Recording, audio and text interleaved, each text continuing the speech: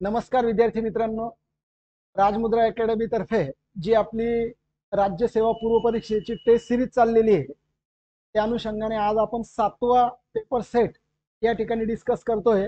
त्यामध्ये आपण अगोदर सी सेटचे पॅसेजेस डिस्कस करून घेणार आहे आणि त्याच्यानंतर जे काही डिसिजन मेकिंगचे 5 प्रश्न आहे ते आपण या ठिकाणी पाहणार आहे। आपण या ठिकाणी आता सुरुवात करूया। तुमच्या समोर प्रश्नपत्रिका आहेच, तुम्ही तिला समोर ठेवा।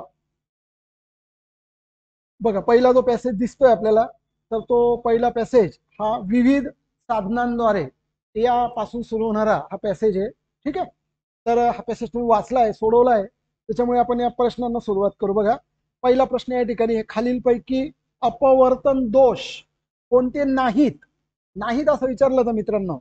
ठीक आहे, मग आपला पहिला पर्याय दिला होता त्यांनी की वर्णपटदर्शकता। बघा, हा दोष आहे का? लघुदृष्टिता, वक्रदृष्टिता आणि 4 नंबर होता वृद्ध दृष्टिता। बरोबर, जर आपण या प्रश्नाचं उत्तर जर आपल्याला शोधायचं असेल, बरोबर, तर आपण एक साधारणपणे जर आपण शेवटच्या पॅरेग्राफ मध्ये गेलो तर बघा, शेवटच्या परिच्छेदामध्ये ही सगळी माहिती आपल्याला दिलेली आहे। थोडं मोठं करतो बघा मी। ठीक आहे, तर या ठिकाणी आता शेवटच्या परिच्छेदामध्ये जे काही या ठिकाणी त्याचे अपवर्तन दोषाचे जे कारण दिले ते वाचून दाखवतो बघा। यामुळे लघुदृष्टिता, दूरदृष्टिता आणि वृद्ध दृष्टिता असे विविध अपवर्तन दोष निर्माण होतात। म्हणजे 3 निर्माण होतात, लघुदृष्टिता, दूरदृष्टिता आणि वृद्ध दृष्टिता। वक्रदृष्टिता असा कुठेच उल्लेख नाहीये आणि वर्णपट दर्शकता हा पण अपवर्तन दोषातला पार्ट नाहीये। मग कोणते नाहीये तर ए आणि सी हे नाहीयेत, असा पर्याय क्रमांक 1 पहिल्या प्रश्नाचं उत्तर बरोबर ठरतं।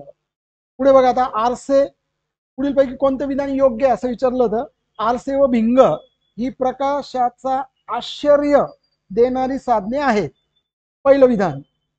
बरोबर, तर मग या ठिकाणी जर पहिलं विधान हे पहिल्या ओळीनुसार बरोबर आहे, कारण सुरुवातीला म्हटलंय बघा, विविध साधनांद्वारे प्रकाशाच्या आश्चर्याचा आनंद घेता येतो। आरसे व भिंग हे यापैकी, म्हणजे यापैकी म्हणजेच याचा अर्थ आपल्याला ते विविध साधनं आहेत जे प्रकाशाच्या आश्चर्याचा आपल्याला काय करताय, आनंद देत आहे किंवा आश्चर्याचा भाग देत आहे, म्हणून ए विधान हे बरोबर ठरतंय। आता बी विधान काय होतं बघा, मानवी डोळा हा प्रकाशीय उपकरण नाही असं म्हटलंय, उपकरण नाही। परंतु जर आपण तिसऱ्या परिच्छेदात जर एक ओळ वाचली तर स्पष्ट दिलंय मध्यभागी बघा, मानवी डोळा हा एक प्रकाशीय उपकरण आहे आणि इथे नाही म्हटलंय, म्हणून बी विधान चुकीचं ठरलं। ए विधान, फक्त ए विधान बरोबर आहे असा जो काही पार्ट आहे तो 1 नंबरला बरोबर ठरतोय, म्हणून मग या ठिकाणी पर्याय क्रमांक 1 हे बरोबर ठरलं है ना। नेक्स्ट, तिसरा प्रश्न काय होता बघा, आता याच्यामध्ये अपवर्तन दोष जे वृद्ध दृष्टिता, लघुदृष्टिता, दूरदृष्टिता हे जे पाहिलं ना आपण पहिल्या प्रश्नात, हे बघा, हे दूर करण्यासाठी आता बरोबर कोणते भिंग वापरले जाऊ शकतात, तर त्याच ओळीत बघा, म्हणजे शेवटच्या ज्या ओळी आहे त्याच ओळीमध्ये काय म्हटलं तर बघा, तर ते जर करायचं असेल तर अंतर्वक्र एक आहे, अंतर्वक्र एक आहे, बहिर्वक्र एक आहे, हा, त्याच्यानंतर मग द्विनाभीय पण एक आहे। हे 3 वापरले जाऊ शकतात आणि प्रश्नामध्ये जे काही आपल्याला दिले होते त्याच्यामध्ये एक अंतर्वक्र दिला होता, बहिर्वक्र, एक द्विनाभीय पण एक द्विबहिर्वक्र जो डी नंबरचा, असा कुठेच पॅसेज मध्ये उल्लेख नाहीये, म्हणून डी हा चुकीचा ठरला। तर एबीसी बरोबर अशा पद्धतीने पर्याय क्रमांक 3 जो आहे तो बरोबर ठरतोय। ठीक आहे, तर बघा, पहिल्या 3 प्रश्नांची उत्तर अशा पद्धतीने लक्षात घ्या। आता बघा, चौथा आणि 5वा पर्याय। चौथा, आता चौथा प्रश्न काय बघा, ए विधान आता योग्य अचूक विचारलंय, अचूक, अचूक म्हणजे योग्य, हा, अचूक निवडायला लावलंय ना, अचूकचा अर्थ आपण योग्य घ्यायचा। ठीक आहे, तर 25 सेंटीमीटर पेक्षा दूरवरील वस्तू निरोगी डोळे पाहू शकत नाही। आता त्यांनी एक वाक्य काय वापरलंय तिसऱ्या परिच्छेदामध्ये, ते मी वाचतो बघा, म्हणजे तुम्हाला लक्षात येईल की निरोगी डोळ्यांपासून सुस्पष्ट दृष्टीचे लघुत्तम अंतर हे 25 सेंटीमीटर आहे. हा, लघुत्तम अंतर हे 25 सेंटीमीटर आहे. ठीक आहे, म्हणजे 25 सेंटीमीटर कमीत कमी पाहिजे. बरोबर. मग जर 25 सेंटीमीटर पेक्षा दूर वस्तू इथं निरोगी पाहू शकत नाही का, तर लघुत्तम अंतर दिलंय त्यांनी, दूरचं अंतर नाही म्हटलंय, कमीत कमी अंतर तेवढं. आणि त्याच्या अगोदर आलं तर मग स्पष्ट दिसत नाही असं त्याचा अर्थ. म्हणून ए विधान जे येतं ते पाहू शकत नाही, हे ए विधान जे हे या ठिकाणी चुकीचं ठरेल.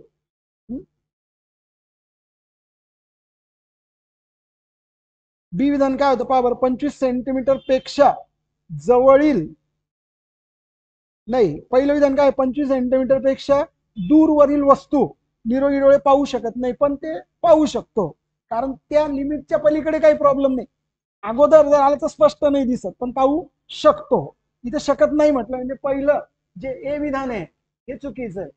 आता बी विधान काय होतं, 25 सेंटीमीटर पेक्षा जवळील वस्तू, कारण ते लघुत्तम अंतर आहे. अजून त्याच्या पुढे तुम्ही जर वस्तू ठेवली किंवा वाचण्याचा प्रयत्न केला असं समोर घेऊन, तर मात्र ते सुस्पष्ट दिसत नाही. हे विधान बरोबर आहे, म्हणजे फक्त बी विधान अचूक म्हणजेच बरोबर हा पर्याय निवडायचा आहे आपल्याला.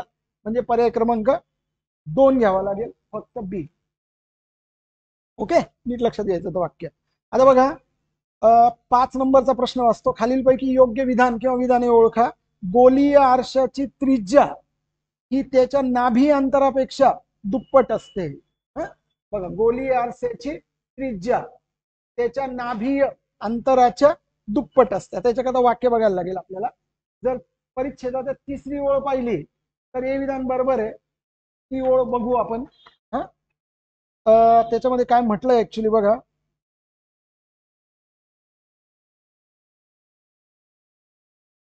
ठीक आहे. आपल्याला वाक्य काय आहे, गोलीय आरशाची त्रिज्या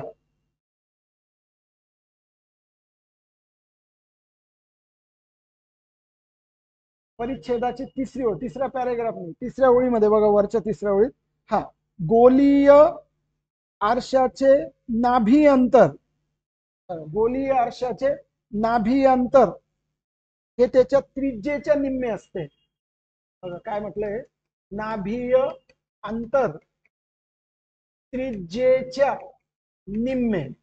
बरोबर, त्रिज्येच्या निम्मे म्हणजे नाभी अंतर हे त्रिज्येच्या निम्मे. इथे काय विचारलंय आपल्याला, गोलीय आरशाची त्रिज्या ही नाभी अंतरापेक्षा दुप्पट आहे. हे त्रिज्येच्या निम्म आहे, म्हणजेच हे त्याच्या दुप्पट झालं. या दोघांचा अर्थ सारखा झाला. बघा, गोलीय आरशाची त्रिज्या ही त्याच्या नाभी अंतरापेक्षा दुप्पट आहे. आणि इथे काय म्हटलं होतं, तर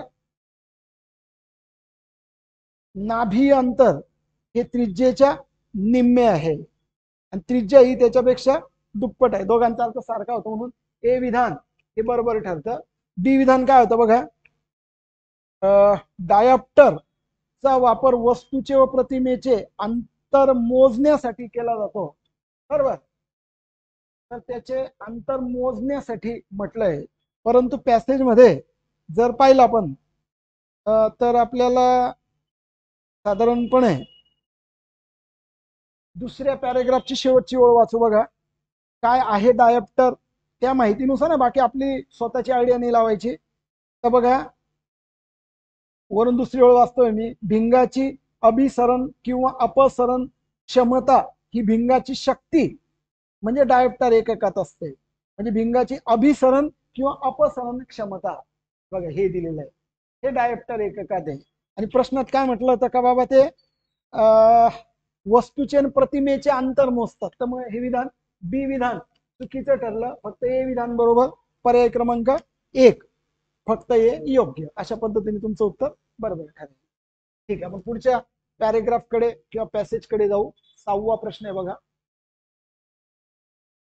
आता पुढचा जो पॅसेज होता तर तो जो आहे तो आदिवासींच्या बद्दल आहे बघा. आदिवासींच्या बद्दल आहे. छान पॅसेज होता. कोणत्या आदिवासींना आदिम असं म्हटलेलं आहे, कोणत्या आदिवासींना आदिम असं म्हटलेलं आहे. आदिम एक शब्द प्रयोग केलाय बघा, दुसऱ्या पॅरेग्राफ मध्ये बघा, ती ओळ वाचतो मी.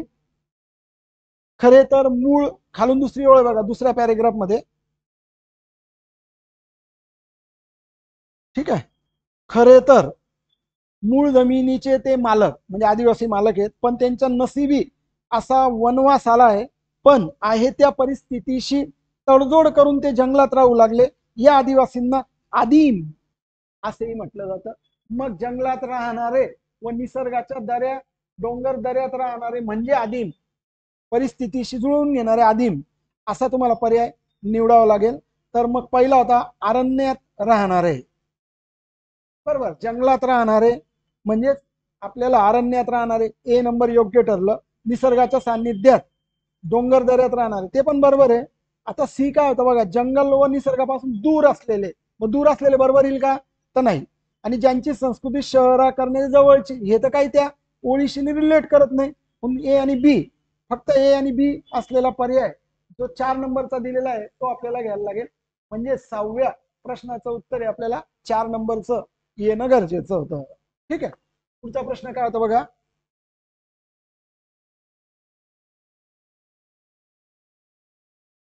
हा, आदिवासींची जीवनशैली भारतीय लोकसंस्कृतीचे वैभव ठरण्याचे कारण कोणते, बरोबर. तर मग या ठिकाणी बघा, आदिवासींची जीवनशैली जर तुम्ही पहिला परिच्छेद पाहिला तर ए, याच्यामध्ये बघा बी आणि सी हे विधान बरोबर ठरतात. ती ओळ वाचू आपण पहिल्या परिच्छेदामध्ये बघा. प्रश्न आहे आपल्याला की यांची जीवनशैली लोकसंस्कृतीचे वैभव काय ठरते. शेवटच्या ओळी बघा पहिल्या पॅरेग्राफ मध्ये काय होतं, त्याच्यामध्ये पिढ्याने पिढ्या अस्तित्वात असलेली आपली संस्कृती त्यांनी जपली. म्हणजे पहिल्या सगळ्यात अगोदर त्यांनी काय केलं तर संस्कृती जपलेली आहे. पुढची गोष्ट काय केली त्यांनी, हे विशेष आहे. मग बोहडा सारखा उत्सव, तारपा नृत्य, जागतिक स्तरावर पोहोचलेली वारली चित्रकला आदीतून अभिव्यक्त होणारी जीवनशैली भारतीय लोकसंस्कृतीचे वैभव आहे.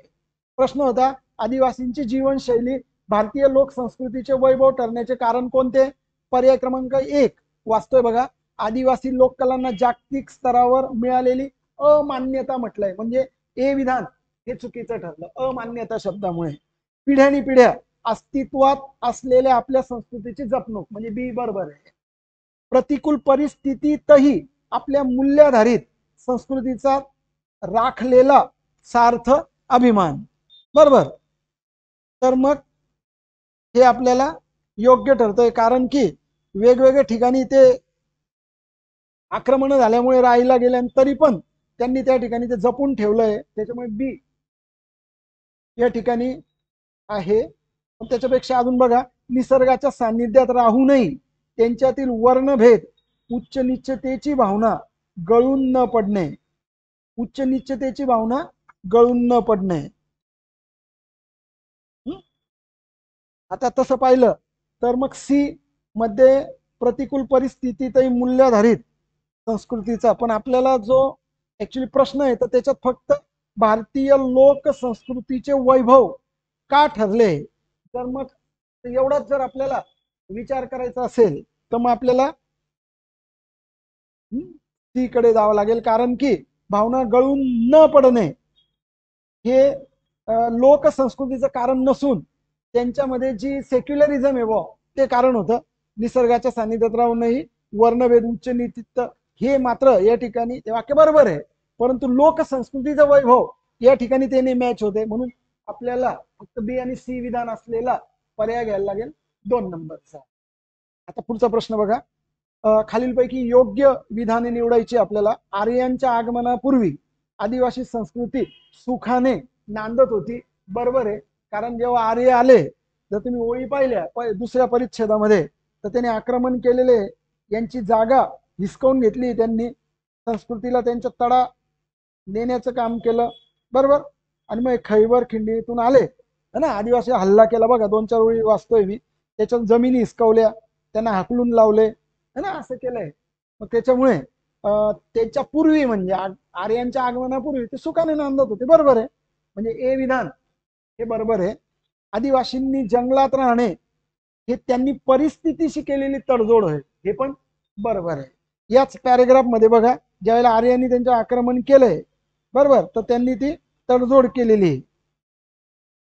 ही एक ओळ वाचली पण होती बघा आपण, दुसऱ्या पॅरेग्राफच्या शेवटची ओळ आहे. त्या परिस्थितीशी तडजोड करून ते जंगलात राहू लागले असं म्हटलेलं, म्हणून त्यांना आपण आदिम असं पण म्हटलं तर बघा.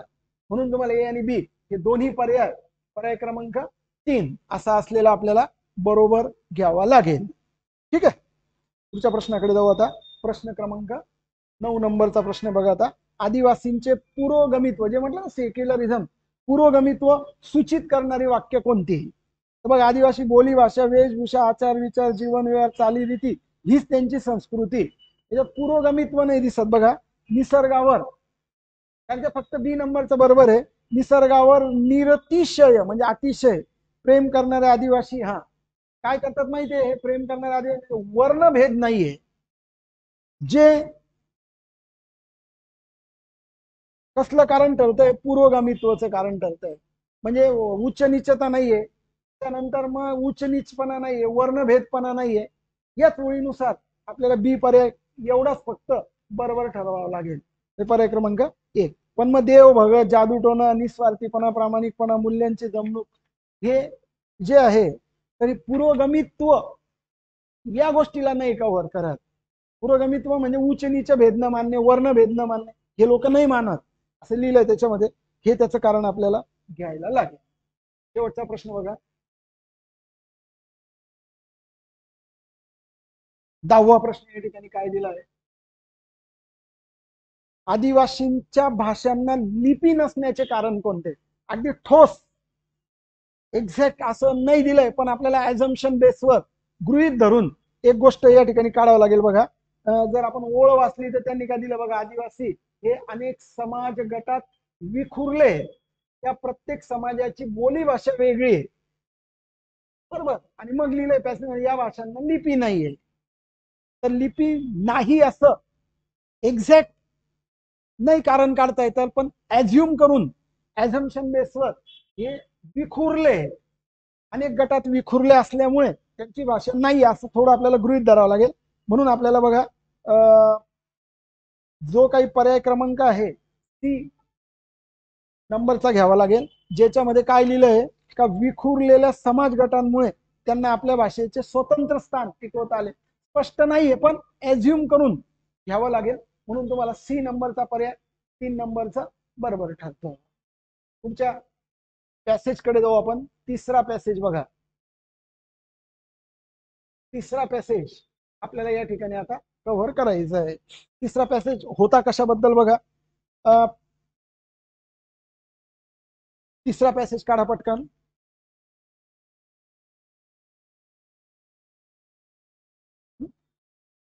तिसऱ्या पॅसेज मध्ये काय होतं बघा, एक पक्षीय वर्चस्वाचा प्रत्यय येणारा भारत हा एकमेव देश नाही, अशी सुरुवात आहे. ठीक आहे. तर मग आता याच्यात विचारलं तर काँग्रेस पक्षाच्या वर्चस्वाची कारणे कोणती आहेत? हा पूर्ण पॅसेज काँग्रेस पक्षाबद्दलचा होता.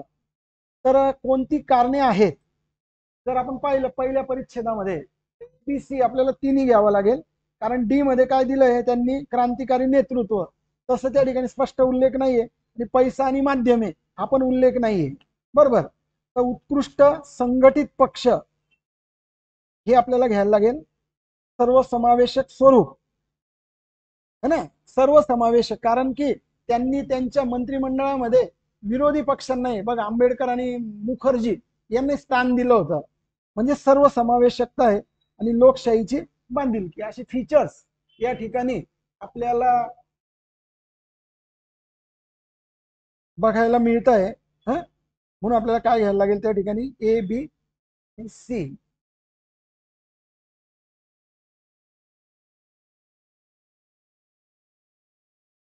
ठीक आहे. पर्यायामध्ये बघा थोडस 3 नंबरच्या पर्यायाकडे जायचं आपल्याला. ए व सी दिलंय, परंतु मग आपल्याला बी तर 100% सर्वसमावेशकतेचं स्वरूप आहेच. ए बी सी असलेला पर्याय आपल्याला घ्यायला लागेल. ए बी सी 11 नंबरचा प्रश्न पाहतोय ना बघा, कारणात लोकशाहीची बांधिलकी, सर्वसमावेशक स्वरूप, उत्कृष्ट संघटित पक्ष. हे तिन्ही कारणे स्पष्ट होतात. A B C. पर्याय क्रमांक 1. ठीक आहे. 12 नंबरचा प्रश्न हा. 12 नंबरचा आता बघू आपण. भारतातील काँग्रेस पक्षाचे वर्चस्व इतर देशांपेक्षा भिन्न असण्याचे खालीलपैकी कोणते कारण योग्य नाही? म्हणजे या पॅसेजमध्ये भारत देशाच्या लोकशाहीबद्दलची आणि इतर देशांच्या पण एक पक्षीय वर्चस्व याची तुलना केली आहे. तर विचारलं असं आहे की भारतामध्ये जे काँग्रेस पक्षाचं एक हाती वर्चस्व होतं म्हणजे पूर्वीच्या काळात, तर ते इतर देशांपेक्षा भिन्न असण्याचं खालीलपैकी कोणतं कारण नाही असं विचारलंय. तर पहिलं लोकशाही तडजोड. तर बघा, लोकशाही तडजोड हे कारण नाही, कारण आपण लोकशाहीची तडजोड कधीच करत नाही, म्हणून हे विधान हे आपल्याला घेता येणार नाही. वातावरण लोकतंत्रात्मक हे आहे, म्हणजे नाहीये ते निवडायचंय आपल्याला ना, कोणते योग्य नाही असं विचारलंय. तर आपल्याकडे लोकतंत्रात्मक काय शासन? वर्णभेदाचा अंत. वर्णभेदाचा अंतर हे पण आपल्याकडे लोकशाहीचं कारण नाहीये, आपण त्याच्यात अंतर त्या ठिकाणी करत नाही. आणि मुक्त व निष्पक्ष निवडणुका आहे, ते आहे ते नाही घ्यायचंय, कारण योग्य नाही असं आणि ती योग्य नाहीये, योग्य नाही ते निवडायचं आपल्याला. म्हणून आपल्याला ए व सी हे घ्यायला लागेल. ए व सी ही विधानं बरोबर आहेत. ए व सी चा जर पर्याय पाहिला तुम्ही, पर्याय क्रमांक 3 हे योग्य ठरतं. Okay, next. आता 13 नंबरचं काय वाक्य आहे बघा. खालील कथन किंवा कथने ओळखा असं म्हटलेलं आहे. त्याच्यामध्ये काय बघा, संविधानाद्वारे परवानगी प्राप्त एकल राजकीय पक्ष चीन व क्युबा आहेत म्हटलेलं आहे. पहिल्या पॅरेग्राफ मध्येच आपल्याला ही लाईन सापडेल किंवा तसा अर्थ काढता येणार. वरून चौथी ओळ बघा, चीन, क्युबा आणि सिरियामध्ये संविधानाचे फक्त एका पक्षाला संपूर्ण देशावर शासन करण्याची परवानगी दिलेली आहे. हे विधान बरोबर झालं. लष्करी कारणांच्या आधारे एक पक्ष असणारे देश इजिप्त आणि इरिस्ट्रिया आहे. त्याच्याच खाली बघा, बेलारूस, म्यानमार, बेलारूस, इजिप्त आणि इरिस्ट्रियामध्ये कायदेशीर आणि लष्करी आहे, म्हणजे बी पण बरोबर आहे. सी, लोकशाही वातावरणामध्ये एक राजकीय पक्षीय वातावरण असणारे देश भारत आणि दक्षिण आफ्रिका आहे. बरोबर आहे. हा, लोकशाहीमध्ये भारत आणि आफ्रिकेमध्ये सारखापणा आपल्याला दिसून येतो, म्हणून सगळे विधान बरोबर. पर्याय क्रमांक 4 हे आपल्याला 13 नंबरच्या प्रश्नाचं उत्तर घ्यावं लागेल. ठीक आहे. आता 14 आणि प्रश्न 15 बघा. 14 घेऊन टाकू पहिले. आता 14 मध्ये काय विचारलं बघा, शेवटच्या पॅरेग्राफ मध्ये डॉक्टर भीमराव आंबेडकर आणि श्यामाप्रसाद मुखर्जी हे कोणत्या विरोधी पक्षाचे नेते? पॅसेजमध्ये फक्त ते विरोधी पक्षाचे एवढंच म्हटलंय. पॅसेजच्या बाहेर जरी तुम्हाला काही गोष्टी माहित असतील, त्या इतिहासाचा मांडायचा नाही पार्ट, म्हणून तुम्हाला पर्याय क्रमांक 4 वरील पैकी एकही नाही हे कोणत्या पक्षाचे कुठेही स्पष्ट होत नाही. आपल्याला आपलं नॉलेज वापरायचं नाही, म्हणून हे इररिलेव्हंट. या प्रश्नाचा पॅसेजच्या कंटेंटशी काही संबंध नाही, पॅसेजच्या बाहेर जायचं नाही, म्हणून याला 4 नंबरचा पर्याय हा योग्य घ्यायचा. की नाही आपल्याला सांगता येणार की नेमकं कोणतं त्या ठिकाणी त्यांचा पक्ष आहे. माहित असेल तरी आपण त्याचं उत्तर नाही असं द्यायचं, कारण पॅसेजमध्ये तशी माहिती दिलेली नाहीये. 15वा, वरील उत्तरानुसार एक पक्षीय वर्चस्वाची कारणे कोणती नाहीत? पहिला काय होता, काँग्रेस पक्षाच्या वर्चस्वाची कारणे. आता विचारला एक पक्षीय वर्चस्वाची कारणे कोणती नाहीत, तर पहिलं आहे संविधानिक तरतुदी, तर हे कारण आहे. लष्करी उपाय काही देशांमध्ये आहे. लोकतंत्रात्मक वातावरण आहे, भारतात पण आहे. पण लोकशाहीचे अपयश ही सपशेल चुकीची गोष्ट आहे. कोणता आहेत विचारल्यामुळे ए बी सी घ्यायला लागेल. कोणतं नाही विचारलं असतं तर डी घेतलं असतं, पण कोणतं विचारल्यामुळे आपल्याला ए बी सी बरोबर हा पर्याय निवडावा लागेल. ठीक आहे, पुढच्या पॅसेज कडे जाऊ आपण. पुढचा पॅसेज जो आहे तो 16 पासून कव्हर होईल. 16 आणि 17 हे दोन प्रश्न पाहू आता आपण. आता बघा, याच्यामध्ये माणूस हा इतर प्राण्यांपेक्षा वेगळा प्राणी आहे असं म्हणतो. फिलॉसॉफिकल टच असलेला पॅसेज आहे. हे वेगवेगळे पॅसेज आपण या ठिकाणी कव्हर करतोय मित्रांनो. तर खालील दोन विधानांपैकी कोणते योग्य आहे? तर सध्या माणूस स्वतःला कुठल्या तरी घटकाचा समजतो. बरोबर आहे. तर दुसऱ्या परिच्छेदामध्ये लिहिलंय बघा, सध्या माणसे. जर तुम्ही दुसऱ्या पॅरेग्राफ मध्ये पाहिलं तर वरून दुसरी ओळ आहे बघा, सध्या माणसे आपली स्वतःची ओळख कोणत्या ना कोणत्या जाती, धर्म, धर्म, जाती, पक्ष, संघटना असा करून देतो. म्हणजेच काय झालं, मग स्वतःला कुठल्या तरी घटकाचा समजतो. आता घटक शब्द नाही प्रयोग केलेला आहे, पण मग हे जात पात, धर्म, पक्ष, संघटना काय घटकच आहेत का नाही? म्हणून हे विधान ए नंबरचं बरोबर ठरलं. बी, विकारांवर नियंत्रण ठेवणे सहज शक्य आहे. पण पॅसेज मध्ये काय म्हटलंय बघा, दुसऱ्या परिच्छेदामध्ये माणसाला विकार मुक्त करण्याचे स्वप्न पाहणं, ऍक्च्युअली ते स्वप्न आहे, म्हणजे केवळ स्वप्नच आहे. म्हणजे त्याच्यावर सहज नियंत्रण ठेवता येणं शक्य नाही. सहज शक्य आहे असं म्हटलंय तर अजिबात नाही सहज, कारण स्वप्न आहे ते, म्हणजेच अवघड गोष्ट आहे असा त्याचा अर्थ घ्यायचा. ठीक आहे, म्हणून फक्त ए नंबरचा योग्य असलेला पर्याय, पर्याय क्रमांक 1 घ्यावा लागेल. पुढे, मानवी संस्कृतीचे अस्तित्व कोणत्या गोष्टीवर अवलंबून आहे? बरोबर, तर विकारांसह जगण्यात, हे चुकीचं आहे. विकारांसह नाही. दुसऱ्या परिच्छेदामध्ये बघा, पण माणसांनी हे विसरून चालणार, ही ओळ मी वाचतो पहिले. दुसऱ्या पॅरेग्राफ मध्ये वरून तिसरी ओळ आहे बघा, जे म्हटलं तर ना, पक्ष, संघटना इत्यादीच्या आधाराने करून देतात. त्याच्या पुढची ओळ बघा, ही वस्तुस्थिती आहे, पण माणसांनी हे विसरून चालणार नाही की मानवी संस्कृतीचे अस्तित्व त्यांच्या विकार व जगण्यावर अवलंबून नाही. म्हणजे विकारांसह जगण्यावर अवलंबून नाहीये, तर विकारांवर नियंत्रण ठेवण्यावर अवलंबून आहे. तेव्हा माणसांनी जाणीवपूर्वक विकारांवर नियंत्रण ठेवणे, नाती नीती पाळणे हे करावं लागणार आहे. म्हणून मग विकारांसह जगण्यात चुकीचं आहे. नीती व नाती व नीती न पाळण्यावर कसं चालेल, ते पण चुकीचं झालं.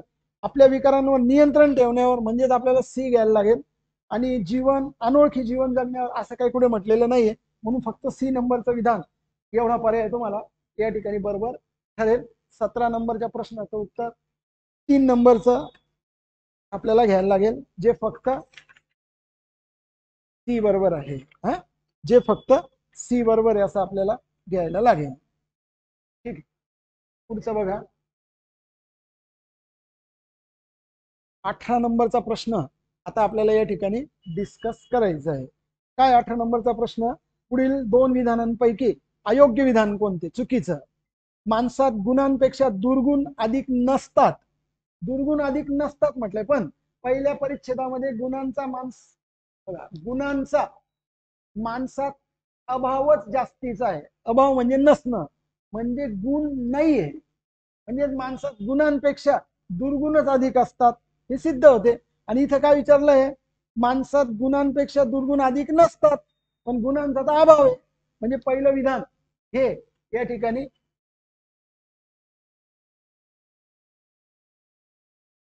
कोणतं अयोग्य आहे?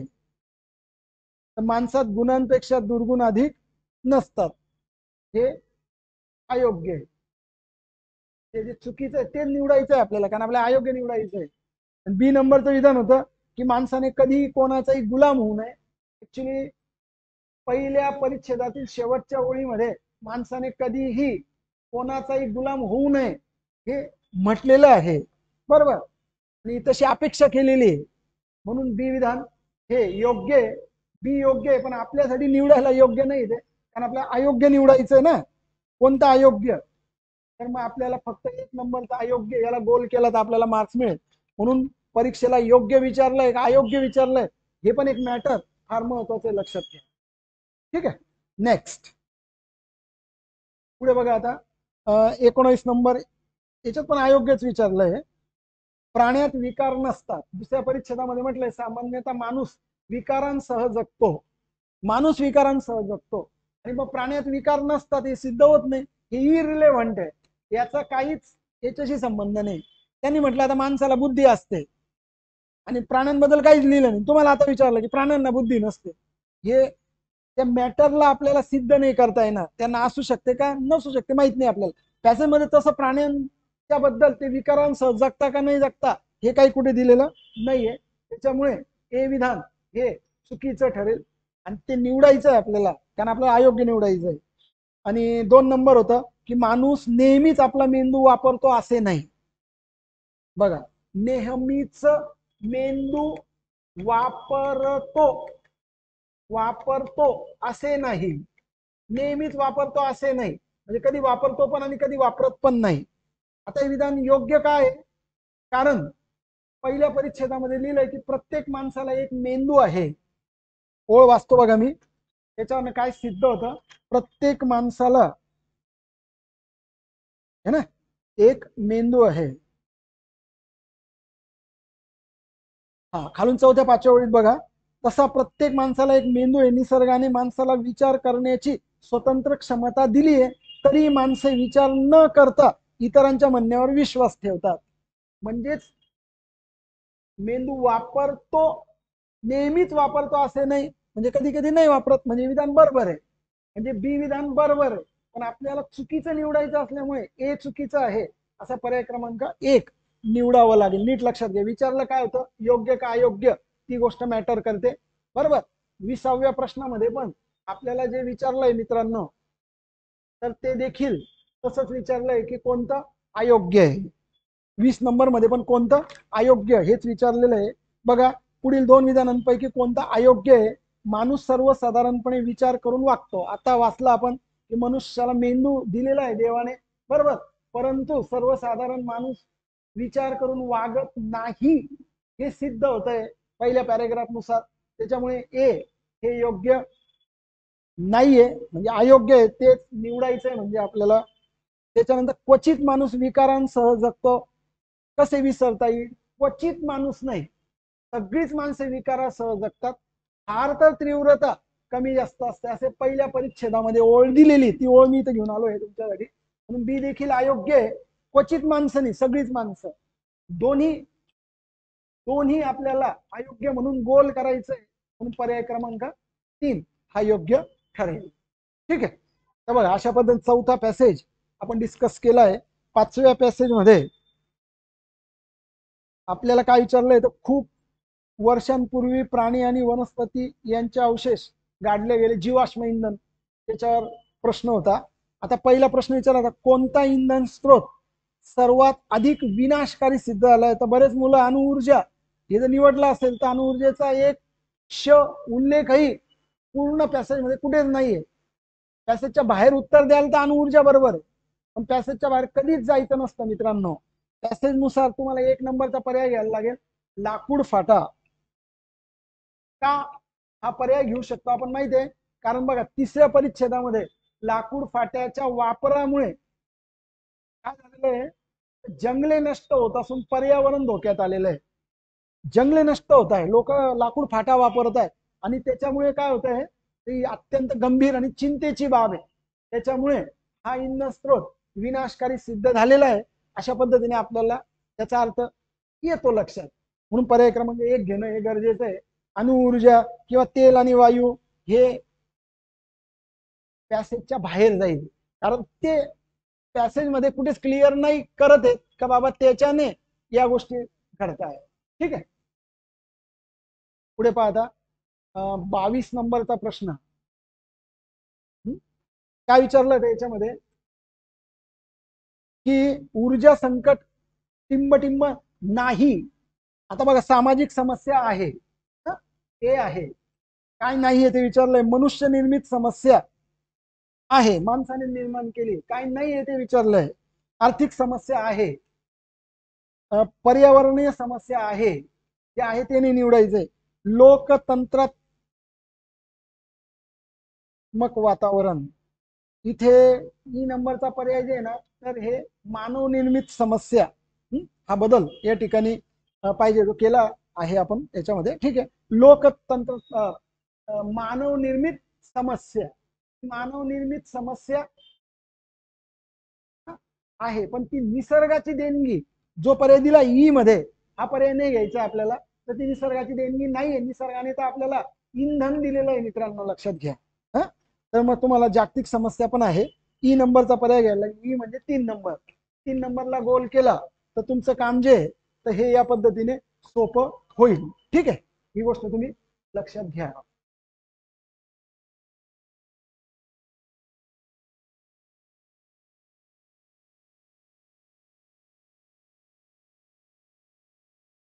ठीक आहे, चला पुढच्या प्रश्नाकडे आपण जाऊया आता.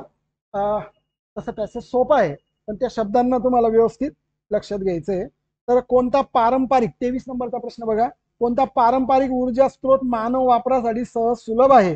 अनेक लोकांनी कोळसा घेऊन टाकला कारण की पारंपरिक आहे आणि सहज आहे वापरायला, असं पडलेला असं उचलून घ्यायचा. नाही मित्रांनो, चौथ्या परिच्छेदामुळे जी माहिती दिलेली आहे त्याच्यामध्ये नैसर्गिक वायू हे वापरायला अत्यंत सोयीचे असं म्हटलंय. सोयीचे म्हणजे सहज सुलभ आहे असा अर्थ काढता येतो. म्हणून 23चं उत्तर आपल्याला 3 नंबर घ्यायला लागेल. कोळसा चालणार नाही, कोळसा वापरायला सहज सुलभ आहे असं कुठेच पॅसेज मध्ये नाहीये. पॅसेजच्या बाहेर जो गेला आहे त्याचे पर्यायाचे उत्तर बाकीच्यांचे चुकले असतील. ठीक आहे, पुढचा प्रश्न मस्त मजेशीर होता. नीट व्यवस्थित विचार करून उत्तर द्यायचं होतं. ऊर्जा संकट अधिकाधिक तीव्र होत चालले, बरोबर आहे. आपण कशावर भिस्त टाकायला हवी? भिस्त म्हणजे आपण काय केलं पाहिजे, थोडक्यात कशावर अवलंबून असायला पाहिजे? पहिली गोष्ट नैसर्गिक वायूवर, कारण तो सुलभतेने वापरता येतो. पण मग नैसर्गिक वायू जर वापरून टाकला तर अजून ऊर्जा संकट येईल, कारण ऊर्जा संकट वाढतंय. आपण काय केलं पाहिजे? म्हणून हे उत्तर अपेक्षित नाहीये. नव्याने बनवता येणाऱ्या स्त्रोतांकडे लक्ष द्यायला हवंय. आता बघा, आपण सौर ऊर्जेवर भर दिला पाहिजे. सी 100% बरोबर आहे. आणि आपण नवे स्त्रोत शोधून काढले पाहिजे. तर स्त्रोत शोधायचं नाही आपल्याला, म्हणजे डी पण नाही चालणार. सी चालेल 100% आणि बी चालेल. नव्याने बनवता येणाऱ्या स्त्रोतांकडे, जे नवीकरणीय स्त्रोत असं म्हटलेलं आहे ना, त्यानुसार तुम्हाला आपल्याला जो पर्याय निवडायचा आहे तो बी आणि सी या पद्धतीने घ्यायला लागेल. म्हणून पर्याय क्रमांक 3 हा पर्याय बरोबर ठरतो. कुठे? या प्रश्नामध्ये बघा, ऊर्जा संकट तीव्र होत चालल्याने आपण बी म्हणजे नव्याने बनवताना स्त्रोतांकडे लक्ष द्यायला हवे आणि सी सौर ऊर्जेवर भर द्यायला हवा, है ना. हे दोन्ही बरोबर ठरतात. म्हणजे बी आणि सी पर्याय क्रमांक जो आहे तो आपल्याला घ्यायचा आहे. बी आणि सी पर्याय क्रमांक 2 नंबर. ठीक आहे, 2 नंबर घ्यायचं, हे थोडी लक्षात ठेवायचं. आता शेवटचा प्रश्न ह्या पॅसेजवरचा 25वा. आता बघा काय दिलंय. 25 आपण बघा, आता नीट लक्षात घ्या मित्रांनो. स्वतःला ऊर्जा संकटातून कसे सोडवू शकू? आता शेवटच्या परिच्छेदानुसार लेखकाचा पॉइंट ऑफ व्ह्यू महत्वाचा आहे. त्यांनी काय म्हटलं बा, त्यामध्ये काय ओळी आहे? अनंत वाढणाऱ्या लोकसंख्येला रोखून, बरोबर, हे तर बरोबरच आहे. व अधिकाधिक नवीकरणीय स्त्रोताच्या वापराने, अधिकाधिक उपयोगाने, काय उपयोगाने आपण स्वतःला ऊर्जा संकटातून सोडवू शकतो. मी ओळी वाचतो बघा, शेवटच्या 2-3. याच्यात काय म्हटलंय त्यांनी बघा. तर याचे मुख्य कारण म्हणजे वाढती लोकसंख्या आणि वाढते उद्योगधंदे. म्हणजे थोडक्यामध्ये जे काही ऊर्जा संकट आहे याची 2 कारणं दिले. एक आहे वाढती लोकसंख्या, एक आहे वाढते उद्योगधंदे. आता त्यांना लागणारी वाढती ऊर्जा सतत निर्माण करता येणं कठीण आहे. यासाठी नवीकरणीय ऊर्जा स्त्रोत म्हणजे नवीकरणीय ऊर्जा स्त्रोत 100% आणि त्याचे मार्ग शोधणे. मागे पण मार्ग शोधण्याचा एक पर्याय आपण घेतला होता, बरोबर. पण जर तुम्ही म्हणाल की वाढती लोकसंख्या आहे, हिला कमी करून टाकू आणि वाढते उद्योगधंदे यांना पण कमी करून टाकू, कारण यांच्यामुळे ऊर्जा लागते ना. पण मग याच्याने अजून दुसरे प्रॉब्लेम निर्माण होतील. याच्यापेक्षा लेखकाने की बाबा तुम्ही नवीन नवीन स्रोत वापरा ना, त्याच्यापेक्षा त्याच्याच करता तर पॅसेज लिहिलाय हा. म्हणून तुम्हाला या ठिकाणी लेखकाच्या पॉइंट ऑफ व्ह्यू नुसार तुम्हाला पर्याय क्रमांक या ठिकाणी 2 योग्य ठरेल. ए व सी बरोबर. ए व सी बरोबर. अनंत लोकसंख्येला रोखून,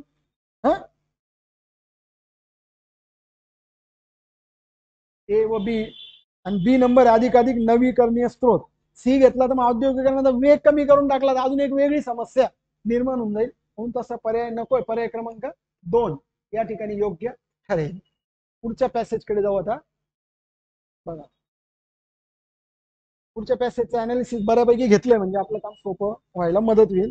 वाङ्मयाची वर्गवारी अशा पॅसेज सुरू होतोय. तुम्ही पॅसेज काढा पटकन आणि त्या ठिकाणी काय दिलंय त्याची आपण आता चर्चा करूया. पहिला प्रश्न काय होता बघा, 26वा प्रश्न. कलावंतांच्या अनुभवाची कलात्मक अभिव्यक्ती हेच खरे ललित साहित्य असते. ए नंबर बरोबर आहे. काय विचारलं तर थोडस किचकट वाटू शकतो पण नीट लक्षात घ्या. कलावंतांच्या अनुभवाची कलात्मक अभिव्यक्ती हेच खरे ललित साहित्य. सुरुवातीच्या ओळीनुसार कोणत्याही कलावंताच्या अनुभवाची कलात्मक अभिव्यक्ती हेच खरे ललित साहित्य हे योग्य होतंय अशी ओळ तिथं दिलेली आहे. आणि बी नंबरचं विधान होतं, एकाच समाजातील व्यक्तींच्या व्यक्तिमत्वांमध्ये भिन्नता आढळते. परिच्छेदामध्ये बघा, एकाच समाजातील भिन्न भिन्न व्यक्तींचे व्यक्तिमत्व एकसारखे नसते, म्हणजेच एकसारखे नसते म्हणजे सारखे असते असे म्हणणे.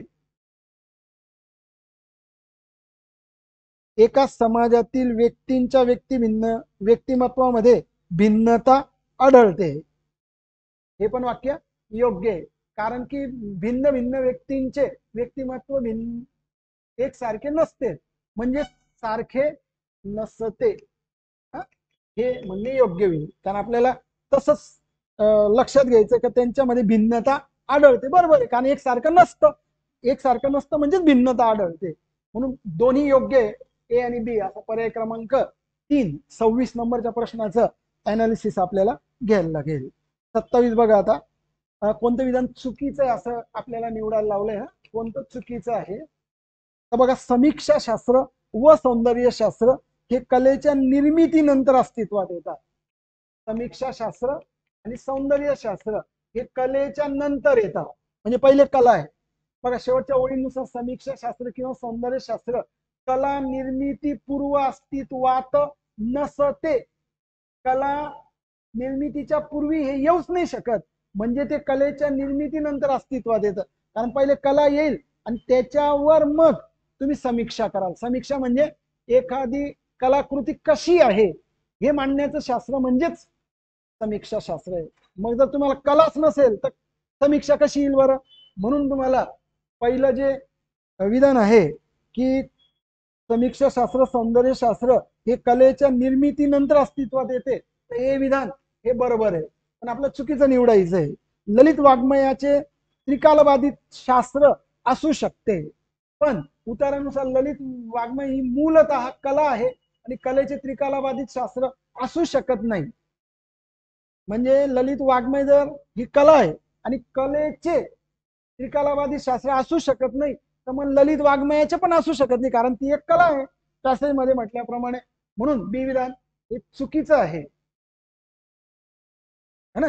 कारण इथं काय म्हटलं होतं की ललित वाङ्मयाचे त्रिकालबाधित शास्त्र असू शकते, पण ती एक कला आहे आणि कलेचे त्रिकालबाधित शास्त्र नसतं, म्हणजे बी विधान हे चुकतंय. जे चुकतंय ते योग्य म्हणून निवडायचं आहे. पर्याय क्रमांक 2. 27व्या प्रश्नाचं उत्तर 2 नंबरचं घेणं हे अत्यंत गरजेचं आहे. 28, 29 आणि 30 हे तिन्ही आपण या ठिकाणी आता कव्हर करूया. आता बघा, 28 नंबरचा प्रश्न वाचतो मी. लेखकाच्या मते संस्कृत भाषा मृतप्राय का झाली असावी? आज मृतप्राय जास्त त्यांचं म्हणणं आहे, तर का झाली असावी? तर त्याचं कारण बघा, संस्कृत भाषेने कलेला अपरिवर्तनीय शास्त्रात बांधून ठेवण्याचा प्रयत्न केला. अपरिवर्तनीय म्हणजे परिवर्तन होत नाही व असं ते जुन्या गोष्टीला चिकटून राहिले, तर हे विधान हे बरोबर आहे. संस्कृत भाषेने कलेचे त्रिकालबाधित शास्त्र जपले नाही, तर मग त्याच्यानुसार फक्त ये आणि हे असंगत आहे. आता संस्कृत भाषेने त्रिकालबाधित जपले नाही काही काही माहित नाही, पण कला जपते असं म्हटलं तर संस्कृत भाषेचा त्याच्यामध्ये काही डायरेक्ट संबंध येत नाही, म्हणून ते असंबंध म्हणून चुकीचं ठरवायचं. फक्त ए नंबरचं विधान बरोबर असलेला पर्याय क्रमांक 1 हा योग्य ठरेल. 28 नंबरच्या प्रश्नाचं उत्तर. 29 नंबर मध्ये बघा, आता काय विचारलं होतं आपल्याला की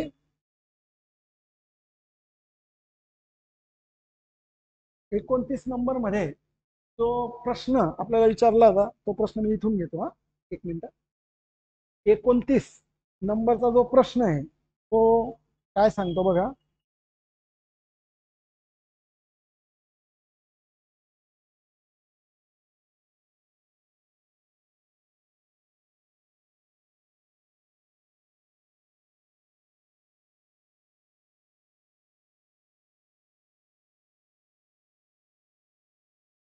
एकोणतीस नंबरचा प्रश्न पाहिजे ना आपल्याला. हा 29 वाङ्मयाचे वर्गीकरण है ना.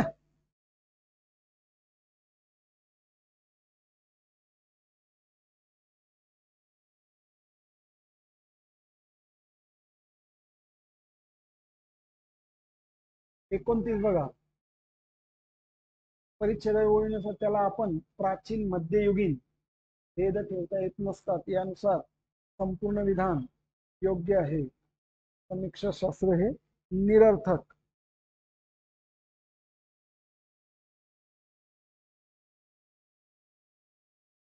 ठीक आहे.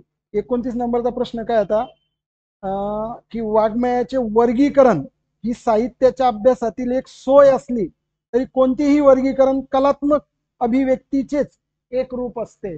बरोबर. तर मग परिच्छेदातील ज्या ओळी दिल्या आहे तर त्याच्यामध्ये हे स्पष्ट होतंय का वाङ्मयाचे वर्गीकरण ही साहित्याच्या अभ्यासातील एक सोय तरी त्याचं वर्गीकरण आपल्याला त्याचं करता येतंय. संपूर्ण विधान हे बरोबर घेता येतं आपल्याला कारण त्याच्यात भेद ठेवता येत नसतात म्हणजे त्याला ते मानावं लागतं म्हणून ते बरोबर ठरतंय. आणि 30वा प्रश्न जो होता तर त्यामध्ये त्यांनी विचारलं होतं आपल्याला की समीक्षा शास्त्र एक कलाधिष्ठित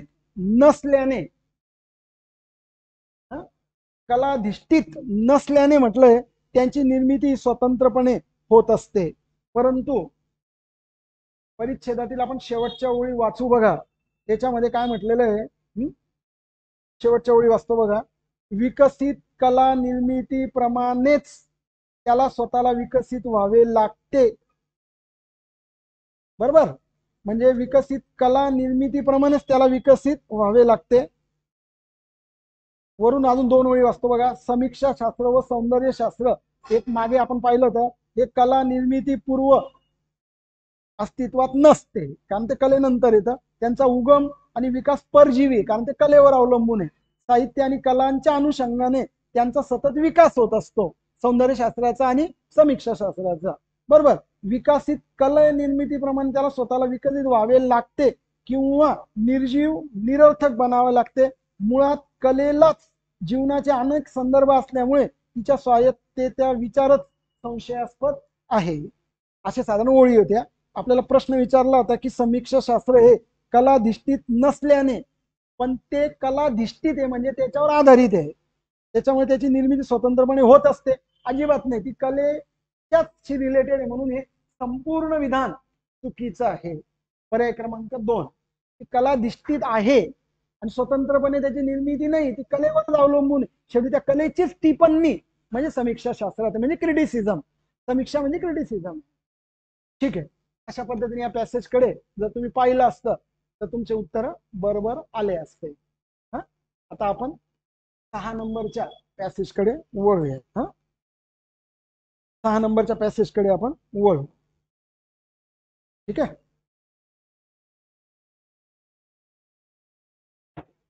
6 नंबरचा जो पॅसेज आहे 31 ते 35 प्रश्नाचा हा काय सांगतो बघा आता आपल्याला. हा पॅसेज आपल्याला काय सांगतोय ते आपण या ठिकाणी पाहूया. आता भारतीय संविधानाची उद्देशिकाच मुळे आम्ही भारताचे लोक असे सुरू होते असा तो पॅसेज थोडा पॉलिटीशी संबंधित आहे. माहितीचा अधिकार खालीलपैकी कोणत्या मूलभूत हक्काशी अधिक संबंधित आहे असा पहिला प्रश्न आहे. माहितीचा अधिकार खालीलपैकी कोणत्या मूलभूत हक्काशी. एक जीवित आणि स्वातंत्र्याचा हक्क. दुसऱ्या परिच्छेदामध्ये शेवटच्या ज्या ओळी आहे त्या आपल्याला सुचवत आहे की जीवित आणि स्वातंत्र्याचा हक्क 100% त्याच्यामध्ये आहे. शोषणाविरुद्धचं काही दिलेलं नाही. भाषण आणि अभिव्यक्ती स्वातंत्र्याचा हक्क हे पण आपल्याला त्या ठिकाणी आढळतंय आणि शैक्षणिक हक्क ही गोष्ट नाहीये म्हणून ए आणि सी हा पर्याय आपल्याला दुसऱ्या परिच्छेदातील शेवटच्या ओळीनुसार आपल्याला कव्हर करायला लागतो. तिथं दिलं बघा, भाषण आणि अभिव्यक्ती स्वातंत्र्यामध्ये माहितीचा अधिकार अद्यारूत आहे. अद्यारूत म्हणजे आहे, त्याच्यात तो गृहीत धरला आहे. 32 बघा, दोन विधानांचा विचार करा. माहितीच्या अधिकारांचा बरेच वैयक्तिकरित्या पाठपुरावा करत आहे. चुकीचं. बरेच जण वैयक्तिकरित्या पाठपुरावा करत आहे, चुकीचं आहे. बऱ्याच संस्था, गट व देश, बी विधान बघा, त्यांना याबाबत अद्ययावत माहिती असो वा नसो त्या अधिकारांचा, माहितीच्या अधिकाराचा पिच्छा पुरवत आहे. असो का नसो पिच्छा पुरवत आहे, चुकीचं आहे. दोन्ही चुकीचं आहे. दोन्ही बघा, समाजातील प्रभुत्व कारी गट हे माहितीच्या अधिकाराचा ताबा ठेवणे, म्हणजेच माहितीच्या अधिकाराचा बरेच वैयक्तिकरित्या, असा त्याचा अर्थ होत नाही. म्हणून दोन्ही. आणि बी विधान असंगत आहे. त्याच्यामध्ये त्याचा काही डायरेक्ट पिच्छा पुरवत आहे असं काही कुठे दिलेलं नाही. म्हणून बी आपल्याला 2 नंबर निवडायला कोणतं पण योग्य नाही. 33 नंबरचा प्रश्न बघा, जरा सोपा होता तसा पॅसेज, त्याला लगेच उत्तर सापडतील. सामाजिक न्याय मिळण्यास मोठा अडथळा केव्हा निर्माण होतो? प्रातिनिधिक लोकशाहीकडून सहभागी लोकशाहीकडे वाटचाल सुरू झाल्यास. बघा, तर आता हे इररिलेव्हंट आहे, याचा पॅसेजशी असंगत आहे, डायरेक्ट त्याचा संबंधच नाहीये काही. काय म्हटलंय त्यांनी का बाबा प्रातिनिधिक लोकशाहीकडून सहभागी लोकशाहीकडे आल्यावर मोठा अडथळा निर्माण होतो, चुकीचं आहे. 2 नंबर, जनता शासकीय कारभारामध्ये सक्रिय सहभागी होण्याइतकी सक्षम नसल्याने प्रबळ वर्गाच्या हितसंबंधाचे रक्षण होण्याची शक्यता वाढते. प्रबळ वर्गाचं हितरक्षण म्हणजे जे डॉमिनेटिंग आहे त्यांचं हितरक्षण होतं असं. म्हणजेच आपल्याला हे विधान बघा, दुसऱ्या परिच्छेदातील शेवटच्या ओळीनुसार बी विधान आपल्याला बरोबर ठरतं. मग पर्याय क्रमांक 2 हा बरोबर होईल. पहिल्या परिच्छेदाच्या शेवटच्या ओळींमध्ये की ते त्या ठिकाणी जनता शासकीय लोक कारभारामध्ये सक्रिय नाही झाली तर सामाजिक न्याय मिळण्यास मोठा अडथळा निर्माण होतो, कारण प्रबळ वर्ग त्या ठिकाणी जास्त प्रभावी ठरू शकतो. ठीक आहे, अशा पद्धतीने याचं उत्तर तुम्ही कव्हर करायला पाहिजे. 34-35 बघा आता. 34, नागरिकांना माहितीचा अधिकार आवश्यक हे प्रथम रिओ दी जानेरो समिट मध्ये म्हटले गेले, त्या संमेलनात म्हटलं गेलं. पण हे विधान या ठिकाणी चुकीचं आहे. का बरं माहिती आहे? कारण शेवटच्या परिच्छेदानुसार रिओ दी जानेरो येथे त्याचा पुनर्विचार झाला आहे. म्हणजे त्या ठिकाणी सर्वात पहिले म्हटलं गेलं व हे प्रथम म्हटलं गेलं, हे चुकीचं झालं कारण त्याचा पुनर्विचार झाला. ए नंबर चुकीचं ठरलं. बी नंबर आहे, भारतातील बऱ्याच न्यायालयांनी वारंवार म्हटले आहे की मानवी हक्का माहितीचा प्रसार करणे आवश्यक आहे. हे दुसऱ्या परिच्छेदामध्ये शेवटच्या पॅरेग्राफ मध्ये दिलेलं आहे. त्याच्यामुळे बी विधान बरोबर आणि ए चूक. पर्याय क्रमांक 4 बी बरोबर ए चूक हे या पद्धतीने बरोबर ठरलं. 35 नंबरचा प्रश्न आहे, खालीलपैकी कोणत्या मार्गामुळे प्रातिनिधिक लोकशाहीचे सहभागी लोकशाहीमध्ये रूपांतर होते? प्रातिनिधिकचे सहभागीमध्ये. मग संसद आणि विधानमंडळामध्ये प्रश्न विचारणे, जनता सहभागी व्हायला पाहिजे, हे महत्वाचं आहे. प्रशासनाविरोधात तक्रार हे पण नाही. जनतेला शासकीय कारभारात सहभागी होण्याची संधी, सी बरोबर आहे. त्याच्यानंतर शासकीय कारभार जाणून घेणे बरोबर आहे, म्हणून सी आणि डी हे दोन्ही बरोबर होते कारण इथे जनता इन्व्हॉल्व होते. म्हणून 35 नंबरच्या प्रश्नाचं उत्तर 3 नंबरचं हे योग्य ठरेल. पुढचा पॅसेज बघा. पुढच्या पॅसेजमध्ये सत्य आणि अहिंसा याबद्दलचा हा पॅसेज होता. याच्यामध्ये आदर्श भारताविषयी महात्मा गांधींचे मनोगत काय आहे? तर त्या मनोगतामध्ये बघा, वरिष्ठ कनिष्ठ वर्गभेद असणे कधी कसं बरोबर येईल? ए नंबर नाही येणार. ए नंबर मध्ये त्यांनी म्हटलंय की त्याच्यामध्ये वर्गभेद असणे चुकीचं होईल. जमातीत वितुष्टता म्हणजे भांडण, बी पण चुकीचं होईल. बी पण चुकीचं होईल. त्याच्यानंतर 3 नंबरला अंमली पदार्थांना प्राधान्य नाही, हे पण चुकीचं.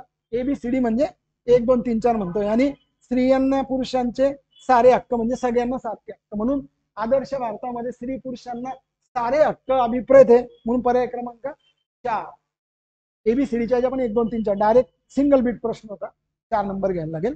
37, खालीलपैकी कोणते विधान असत्य आहे म्हणजे चुकीचं आहे? कोणतं चुकीचं आहे? तर गांधीजींचा सत्यनिष्ठ असण्याचा आग्रह होता, हे तर बरोबर आहे. गांधीजींच्या तत्वज्ञान हिंसेला स्थान न होते. हे जर वरवर वाचलं तर बरोबर वाटतं, पण ऍक्च्युली गांधीजींच्या तत्वज्ञानात जर योग्य असेल तर त्या ठिकाणी त्यांनी म्हटलंय बघा, गांधीजी म्हणत की भीतीमुळे अन्याय सहन करण्यापेक्षा हिंसेने उत्तर दिलं तर ते योग्य ठरेल. त्यावेळेला त्यांच्या तत्वज्ञानाने हिंसेला एका प्रसंगी हो म्हटलंय, म्हणून अजिबातच त्यांची स्थान नव्हतं असं म्हणता नाही येणार. म्हणून बी विधान हे असत्य ठरतंय. म्हणून तुम्हाला बी म्हणजे काय 2 नंबर. ठीक आहे, पुढे 38 बघा आता. गांधीजींमध्ये कोणत्या धोक्याचा सद्गुण होता? हे पंडित नेहरूंच्या मते आपल्याला घ्यायचं आहे. पंडित नेहरूंच्या मते की राजकीय मनुष्याने फारच सत्यनिष्ठ असणं हे धोक्याचा सद्गुण आहे असं त्यांनी म्हटलंय. म्हणून तेच विधान घ्यायला लागेल आपल्याला की 1 नंबरचा पर्याय घ्यायला लागेल की राजकारणी मनुष्याने सत्यनिष्ठ वास्तविक त्याने तर सत्यनिष्ठ असावं, पण हे मत एकदा महात्मा गांधींनी त्यावेळेला व्यक्त केलं तर त्यालाच आपल्याला फॉलो करायचं. याच्यात आपलं वैयक्तिक मत द्यायचं काही कारण नाहीये. 39 कोणती विधानं ओळखायची आता? खोटे बोलणारा मनुष्य निर्भय होऊ शकत नाही. दुसऱ्या ओळीनुसार बघा, निर्भय बनण्यासाठी सत्यनिष्ठ बनलं पाहिजे, म्हणजे खोटं बोलणारा निर्भय होऊ शकत नाही. म्हणून हे विधान हे योग्य आहे. सत्य व अहिंसा या 2च मूल्यांचा गांधीजींनी प्रामुख्याने पुरस्कार केला. तर सत्य अहिंसाचा केलाय, पण या 2च गोष्टींचा केलाय बा, हे नाही क्लिअर होत. म्हणून बी विधान हे गलत आहे. ए विधान बरोबर आहे. पर्याय क्रमांक 1 बरोबर ठेवा लागेल. 39चा 1 नंबरचा पर्याय. 40 आता बघा, या पॅसेजचा शेवटचा प्रश्न आहे. खालीलपैकी असत्य विधान कोणते? आंदोलनाच्या वेळी गांधीजींपुढे भीती व हिंसा हे 2च पर्याय होते. तर बघा 2च, परत हातसह जो आहे ना हा प्रॉब्लेमॅटिक होईल. तर सत्य व अहिंसा हे 2च पर्याय, त्याच्यामुळे ए नंबरचं विधान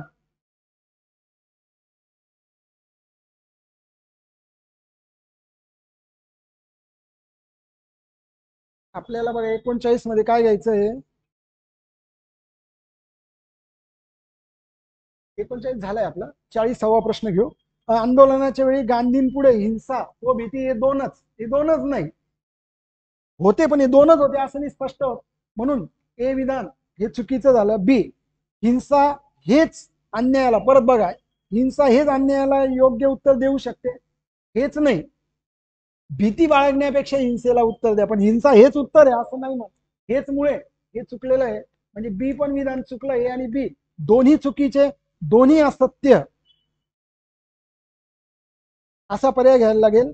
म्हणजे पर्याय क्रमांक 3 दोन्ही दोन्ही असत्य म्हणजे. ठीक आहे, आता आपण पुढचा पॅरेग्राफ घेऊ, जो 9 नंबरचा पॅसेज आहे बघा. जो 9 नंबरचा पॅसेज आहे, ज्याच्यामध्ये समाज ही एक रचना व व्यवस्था असते अशा पद्धतीचा पॅसेज आहे. पहिला प्रश्न काय सांगतो बघा, नाती संबंधाबाबत असत्य विधान कोणते? असत्य म्हणजे चुकीचे. तर बघा, नात्यांमुळे माणसाला नेहमी सुख समाधान मिळतंय. नात्यांमधून नेहमी बळ मिळतं, बरोबर आहे. नाती निभावून नेताना शक्ती खर्ची पडते, सगळं होतं, संमिश्र आहे, सगळं मिळतं. बळ पण मिळतं, शक्ती पण मिळते, बळ खर्च होतं असं पण आहे, सगळंच आहे. सगळे विधान बरोबर. 4 नंबर. भगवान गौतम बुद्धांविषयी उतार्यामध्ये काय सांगितलंय? गौतम बुद्ध हे दिव्य ज्ञान होते, यांना दिव्य ज्ञान होते. गौतम बुद्ध यांनी नात्यांपासून विरक्त होण्याचा संदेश दिला आहे. भगवान गौतम बुद्ध आंतरिक बळावर शक्तिक्षय घडवून आणणारे संबंध पेलतात. एवढंच एक आपल्याला बघा, उतार्याच्या शेवटच्या ओळींमध्ये गौतम बुद्धासारखी विरळ माणसं या जगात आहे की जे सर्व प्रकारचे शक्तिशय करतात आणि संबंध पेलतात, हे सिद्ध होते. म्हणून पर्याय क्रमांक 3 जो येतो तो आपल्याला योग्य ठरेल. 42चं उत्तर हे 3 नंबरचं आपल्याला अपेक्षित. 43 समाजामध्ये माणूसपण कसे प्राप्त होते? 1 व्यक्तीच्या इच्छेनुसार अत्यंत कष्टाने. आपल्याला बघा परिच्छेदामध्ये एका समाजातच माणूसपद प्राप्त होते. सामान्यतः कष्ट साध्यच असते, म्हणजे ते कष्टाने साध्य करावे लागते. कष्ट साध्यच आहे म्हणजे अतिशय कष्टाने. पर्याय क्रमांक 2 हा बरोबर ठरेल.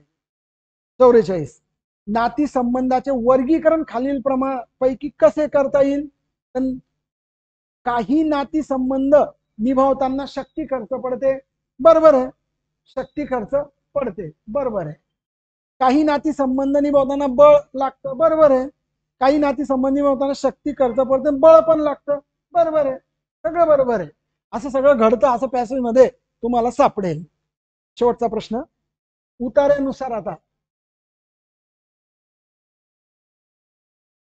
उतार्यानुसार समाजाविषयी कोणती किंवा कोणते वैशिष्ट्य आहे? बघा, समाजात सहजच माणूसपण प्राप्त होते. सहजच माणूसपण प्राप्त होते का? बघा, समाजात सहजच माणूसपण प्राप्त होते. तर बघा, सहजच प्राप्त होते असं दिलेलं नाहीये. पुढे समाज धारणा ही गुंतागुंतीची गोष्ट नसते म्हटलं, ऍक्च्युली ती असते. म्हणजे बी पण चुकलं. समाज धारणा ही हाऊस काय आहे? ही हाऊस मजेची गोष्ट नसते, बरोबर आहे. म्हणून सी हे बरोबर ठरेल. आणि डी समाज धारणा केवळ व्यक्तींच्या इच्छा आणि इच्छेवर सोडून देता येत नाही, बरोबर आहे. म्हणून डी पण दिलेलं आहे आपल्याला पहिल्या परिच्छेदामध्ये. म्हणून आपल्या सी आणि डी हा योग्य असलेला पर्याय 1 नंबर घ्यायला लागेल. आता शेवटचा इंग्लिशचा पॅरेग्राफ बघा. I am not a man of letters असं म्हटलंय. म्हणजे मी काही भाषा प्रभुत्व असणारा माणूस नाहीये, पण लेखक आहे, तो लक्षात घ्या. तो लेखक आहे. म्हणतोय तो, I am not a man of letters, I have been a dabbler, नुसता बडबड आहे इन मेनी थिंग. यावरून सिद्ध होते की द ऑथर इज डिलिमिटिंग, म्हणजे तो सीमांकन करतोय, म्हणजे डिलिमिट करतोय स्वतःला, हिज नॉलेज अँड रायटिंग. मुद्दाम तो म्हणतोय की I am not a man of letters, I am a dabbler. पण तो लेखक हे सिद्ध होतं. म्हणून पहिला प्रश्न जो विचारला होता की the author of the passage has made a modest attempt. Modest म्हणजे नम्र. कोणता प्रयत्न केलाय त्याने? To delimit is knowledge and writing. की बाबा मी जे करतोय, मी काय असा पट्टीचा लेखक नाहीये वगैरे वगैरे, एक्सपर्ट पण आहे मात्र, पण तो मान्य नाही करत आहे, म्हणून नाही घेते स्वतःला, तो डिलिमिट करतोय त्याच्या नॉलेजला. मोठी माणसं असंच करता, लक्षात घ्या. 47 this passage shows the author as a frank and self criticising. स्व टीका करतोय, तो स्वतःला कमी लेखतोय, पाहिलंय आपण. आणि फ्रँक काय म्हणून? A literary man. बघा, तो म्हणतोय, तुमच्या प्रश्नाकडे जाऊ. पहिल्या परिच्छेद शेवटच्या, finally adopted a popular and widely practice profession of jail going in India. हा प्रोफेशन त्यांनी घेतला आहे. यावरून लेखक हा जेलमध्ये वारंवार जाणारा क्रांतिकारक असावा किंवा समाजसेवक असावा. तिथे भेटी पण दिल्या आहे त्याने. तर काय असं पट्टी गुन्हेगार नाही, लक्षात घ्या, हे त्यावेळेचं असेल. म्हणून यावरनं ते पॉलिटिशियन आहे हे योग्य होतं, कारण ते गुन्हेगार म्हणून नाही जाते तिथे. म्हणून की ते फ्रँक आणि सेल्फ क्रिटिसाइजिंग काय ठरतात हे? तर लिटररी मेन ते तर आहेत, ते काही ठरवण्याची गरज नाही त्यांना. हिस्टोरियनला ते स्वतः नाही म्हणताय, पण ते ऍक्च्युली आहेत ते.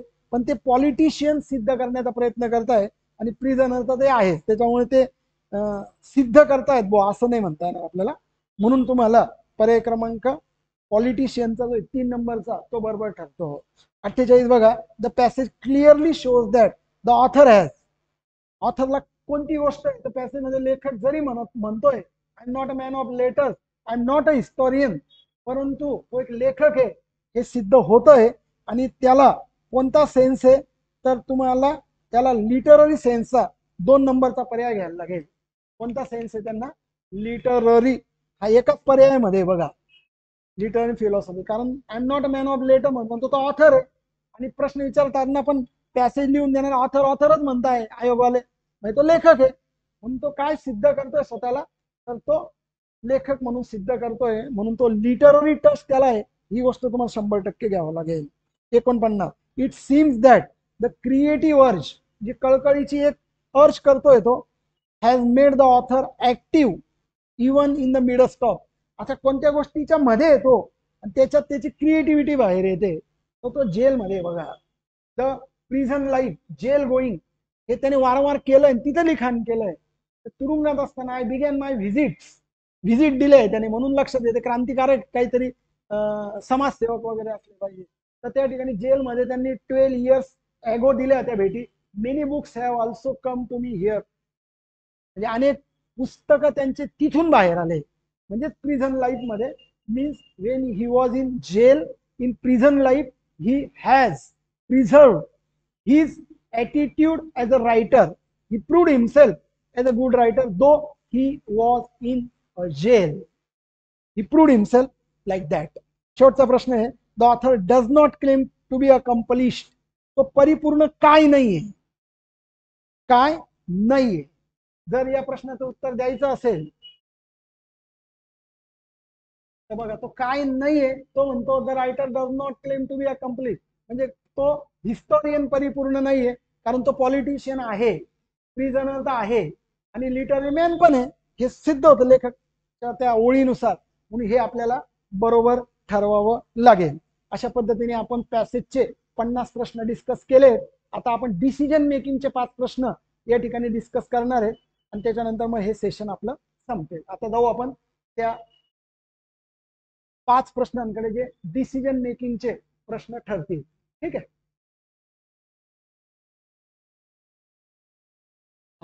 आता या ठिकाणी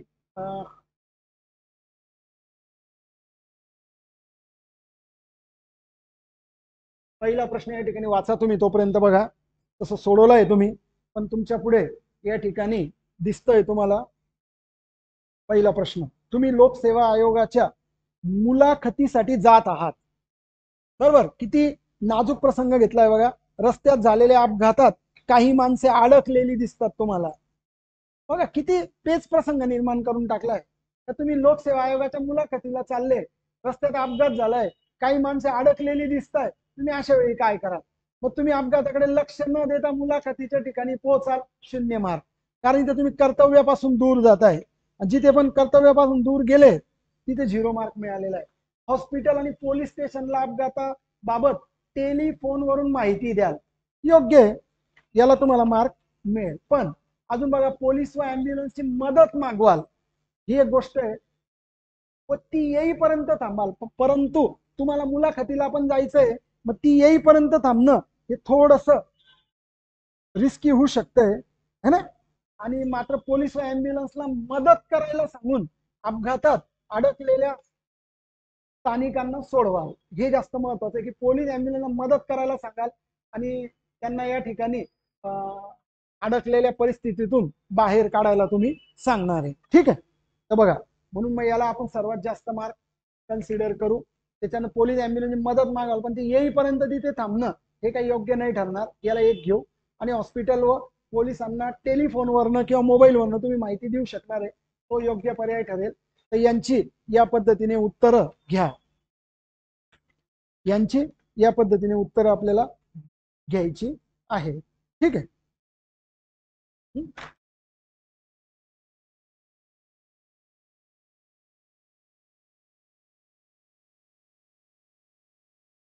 ओके. पुढचा बघा. आता पुढचा प्रश्न, शासनाने दारिद्र्य, प्रश्न पहा थोडा मोठा आहे.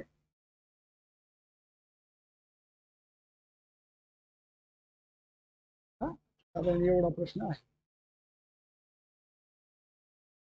हा प्रश्न जो पाहतोय आपण, हा आता 2 नंबरचा प्रश्न आहे. याच्यात काय दिलंय बघा, शासनाने दारिद्र्य रेषेखालील कुटुंबाची यादी केली.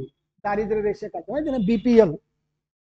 अशा दारिद्र्य रेषेखालील कुटुंबांना दरमहा, बरोबर, दरमहा साधारणपणे 2 रुपये प्रति किलो या अनुदानित दराने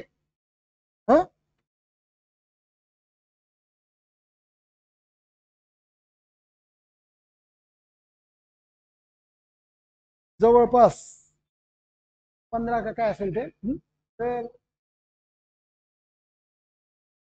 बघा, दरमहा 2 रुपये प्रति किलो या अनुदानित दराने, हे 2 इकडे साधारणपणे प्रति कुटुंब 35 आहे ना, 35 करू तर साधारणपणे 35 किलो एवढं साधारण त्यांना दरमहा धान्य द्यायचं कबूल केलं गेलेलं आहे. प्रॉब्लेम काय आता, एका जिल्ह्याच्या जिल्हाधिकाऱ्याचे निदर्शनास आले की त्यांचे जिल्ह्यातील जवळपास 20% कुटुंब ही शासन निकषाप्रमाणे खरोखरच गरीब आहे. किती टक्के? 20%.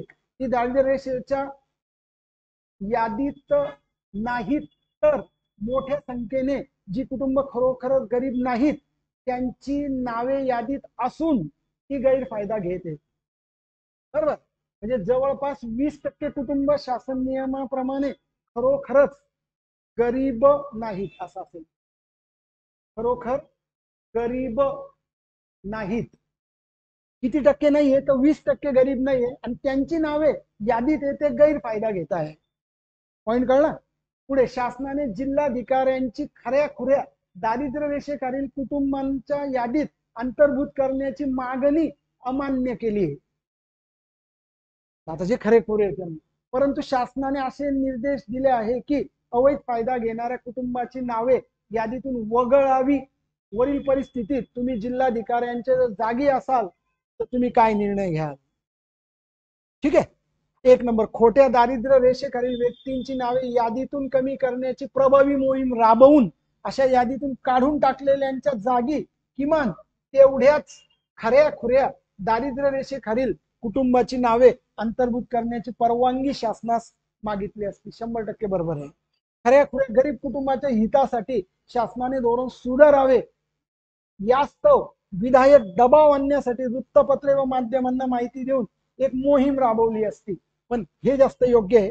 प्रति कुटुंब 35 किलो ऐवजी 20 किलो स्वस्त धान्य देऊन असे 10 किलो वाचलेले धान्य, 10 म्हणजे 15 किलो वाचेल. ठीक आहे.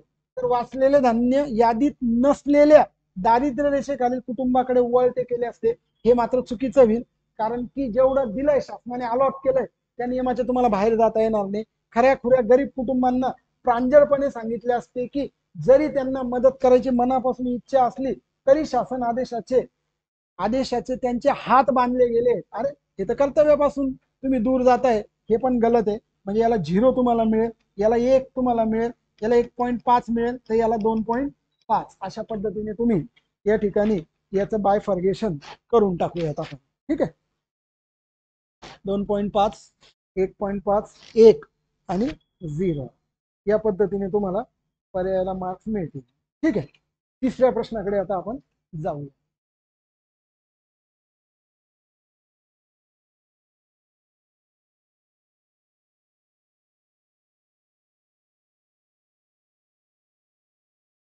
त्याच्यात काय विचारलं? तुमच्या विभागातील राजकीय नेत्यांपैकी एक नेता असंघटित मजुरांचे आंदोलन आयोजित करत आहे. तुमचा असा अनुभव आहे की अशा प्रकारच्या आंदोलनात लोक दूरदर्शी लाभांसाठी सार्वजनिक व खासगी मालमत्तेचा विध्वंस करतात आणि विविध संस्थांनी अनेक वर्ष चालवलेली झाडे जाळतात वा कापतात. या क्षेत्रातील एक नागरिक या नात्याने हा विध्वंस थांबवण्यासाठी तुम्ही पुढील पैकी काय कराल? कळलं? मॅटर काय होतं? तर तुम्ही एका विभागातील राजकीय नेत्यांपैकी एक नेता असा आहे की तो संघटित मजुरांना एकत्र करतो. तिथे झाडं कापली जातात, तोडली जातात. त्या मजुरांना पण ते नाही लक्षात येत. तर वसाहतीतील लोकांना हस्तपत्रे वाटून आणि पॅम्पलेट वगैरे वाटून त्यांची सभा बोलवाल व एक अनौपचारिक संघटन तयार कराल. जिल्हाधिकाऱ्यांना विध्वंस टाळण्यासाठी या संघटनेच्या मदतीने काही तजवस करण्याची विनंती कराल. 100% मार्क मिळेल. विद्यार्थ्यांना या विध्वंसाबाबत जागृत करण्याची विनंती सर्व शैक्षणिक संस्थांना कराल. याच्यामध्ये कोण आहे? पण विद्यार्थी आहेत का? मजूर आहेत? हे पण ठीक आहे. तुमच्या भागातील शैक्षणिक संस्थांच्या परवानगीने त्यांना विद्यार्थ्यांना अशा प्रकारच्या समस्यांची, आंदोलकांच्या समस्यांशी संबंधित प्रकल्प हाती घ्यायला लावाल आणि त्यांच्या मागण्यांना पाठिंबा देणाऱ्या व विध्वंस टाळणाऱ्या कृती आयोजित करून त्यात सहभागी व्हायला मदत कराल. हा पूर्ण मार्ग देऊन जाईल. आंतरजाल सुविधा वापरून दबाव गट तयार कराल व समूह म्हणून संबंधित नेत्यांशी बरोबर समस्या संबंधाने चर्चा करा. हे पण आता इथे 0 मार्क कोणालाच नाहीये, कारण काही प्रश्नांना आयोगाने कमी पण मार्क दिलेला आहे. त्या पद्धतीने होईल. एक निगेटिव्ह असं काहीच नाही त्याच्यामध्ये. तर आपण सगळ्यांना काही ना काही मार्क देऊ या प्रश्नामध्ये. असं करू आपण.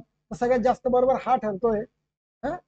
नंतर मग हा बरोबर येईल 1.5. त्याच्यानंतर विद्यार्थ्यांना तुम्ही जागृत कराल, हे पण बरोबर आहे.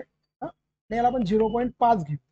एवढ्या प्रश्नाला आपण मात्र निगेटिव्ह मार्किंग, आता निगेटिव्ह तर नाहीये पण 0 पण आपण देत नाहीये. काही काही वेळेला तसं पण होतं.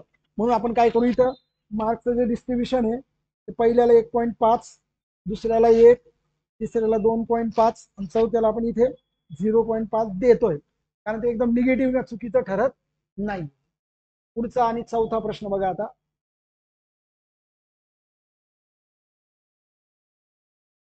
पुढचा प्रश्न आहे, तुमच्या कचेरीतील, आता तुम्ही तिथं तहसीलदार आहे किंवा काहीतरी आहात पोस्टवर, तुमच्या कचेरीतील एक व्यक्ती वेगळ्या वंशाची असून आणखी एक व्यक्ती दुसऱ्या धर्माची आहे. तुमच्या सहकार्यांचा एक गट या दोन्ही व्यक्तींची त्यांच्या दिसण्यावरून, त्यांच्या पेहराव्यावरून चेष्टा करतात व त्यांना अस्वस्थ करतात. यावर तुम्ही काय कराल? कळलं मॅटर? तुमचे कलिग्ज आहे जे जातीवरनं किंवा दिसण्यावरनं, वंशावरनं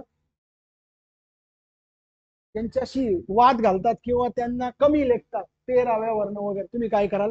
या गटात सहभागी होणार नाही आणि गप्प गप्प बसा म्हटलं तर मग 0. या गटाशी मैत्री कराल आणि हळूहळू त्यांना अशा चेष्टेमुळे व्यक्तीला काय वाटत असते हे समजून घ्यायला मदत करणार. बरोबर आहे. या दोन व्यक्तींची मैत्री कराल आणि त्यांना भावनिक आधार द्याल आणि त्यांना काही अतिरिक्त पाऊल टाकण्यापासून वाचवाल. पण ते तसं करताय का नाही करताय हे क्लिअर नाही होते. तुमच्या वरिष्ठांना या गटाला इतर व्यक्तींसोबत सहानुभूतीपूर्वक वागायला मदत देण्यासाठी कार्यक्रम आयोजित कराल. ठीक आहे. बघा आता तुमच्या वरिष्ठांना याच्यामध्ये काय सर्वात जास्त बरोबर वाटतं बघा. तर गप्प बसणार तर याला 0 घेऊन टाकू आपण. मैत्री करणार आणि भावनिक याला पण कमी मार्क घ्या. तुमच्या वरिष्ठांना या गटाला इतर व्यक्तींबरोबर सहानुभूतीपूर्वक वागायला मदत देण्यासाठी आणि या गटात सहभाग झाला, या गटाशी मैत्री करायला आणि हळूहळू त्यांना अशा चेष्टेमुळे व्यक्तींना काय वाटतंय. ठीक आहे. पण हा कार्यक्रम जो आहे हा पार्ट काय वाटतं तुम्हाला बघा. या गटाशी मैत्री कराल व हळूहळू त्यांना अशा चेष्टेमुळे व्यक्तीला काय वाटतंय हे समजून घ्यायला तुम्ही मदत कराल. ठीक आहे. दोघं तसे बरोबर आहे. याला आपण पूर्ण मार्क घेऊ आणि याला मात्र आपण सेकंडला घेऊ. हा, या पद्धतीने याचं बायफर्गेशन करा. पहिले याला 0 घ्या, दुसऱ्या याला 2.5, नंतर मग 1 आणि मग 1.5. शेवटच्या प्रश्नाकडे वळू आता विद्यार्थी मित्रांनो. शेवटचा प्रश्न काय सांगतो बघा.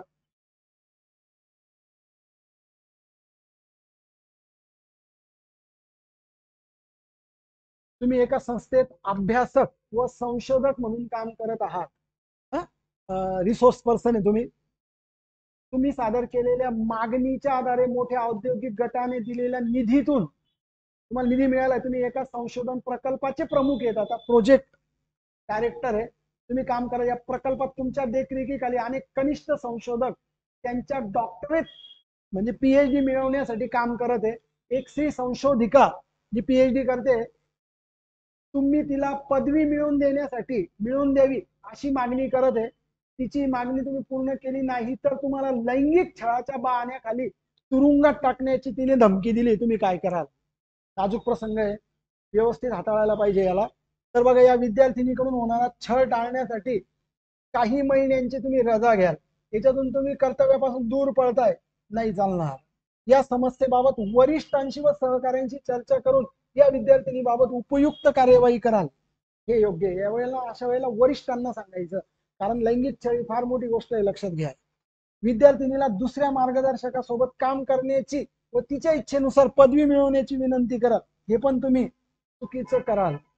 या विद्यार्थिनीला तिच्या संशोधन कार्याचे महत्व समजवायला व ते पूर्ण करण्यासाठी धीर धरायला मदत देण्यासाठी तिच्या समुपदेशाची व्यवस्था करा. बरोबर, पण ती नंतरच्या टप्प्यात येईल, लक्षात घ्या. सगळ्यात अगोदर तुम्ही वरिष्ठांना याच्याशी जे आहे ते सांगाल आणि उपयुक्त कार्यवाही केली पाहिजे. या ठिकाणी ही गोष्ट तुम्ही मॅटर करते, लक्षात घ्या. हा, तर मग तिच्या इच्छेनुसार पदवी मिळवण्याची विनंती कराल, म्हणजे दुसऱ्या माणसाला तुम्ही अटकवताय, तर हे करणं मात्र थोडस कमी मार्क तुम्हाला मिळवून देईल. आणि तुम्ही काही महिन्यांची रजा घेऊन टाकाल. ठीक आहे, हे तर जास्त जाईल, याला 1 घेऊन टाका. ठीक आहे. तर बघा, अशा पद्धतीने याचं बायफर्गेशन करू आपण. पहिले याला 0, दुसऱ्या याला 2.5, तिसऱ्या याला 1 आणि शेवटच्या याला 1.5. ठीक आहे. तर बघा विद्यार्थी मित्रांनो, अशा पद्धतीने आपण हा 7वा सेट सगळ्या प्रश्नांसकट डिस्कस केलेला आहे. या पद्धतीने अभ्यास करत राहा. थँक्यू. शुभेच्छा.